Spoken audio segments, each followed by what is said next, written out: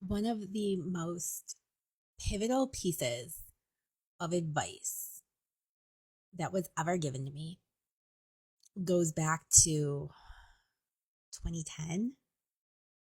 I was getting ready to run in the Disney marathon weekend. And I was so nervous because I literally decided like 8 weeks before that I was going to train and run, right? And I was in way better shape back then. But I was still nervous because we had a lot of snow and ice, and I was going to be going to Disney, and I'd never done a marathon training before.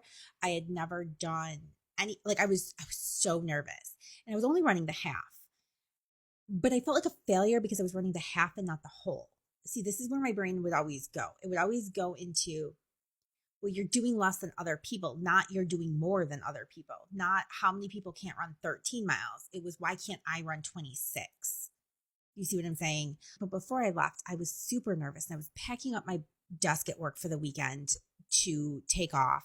And the girl who sat next to me at the time looked at me, and she's like, what are you so nervous about? And I'm like, I don't know. What if I don't finish? And she looked at me and she's like, so what? And I was like, well, I'll let everybody down. And she's like, you'll let who down? And I was like, I don't know. Like, I told these people I was going to do it. So like, what if I don't finish? Like, what if I fail? And she's like, who do you think cares that you're running 13 miles?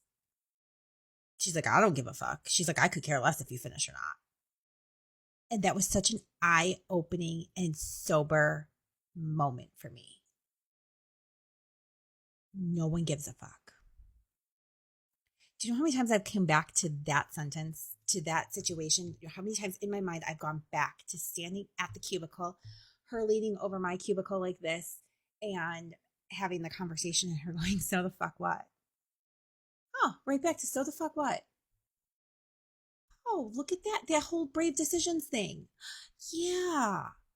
So the fuck what? Yeah. It's been around for a long time, and it works.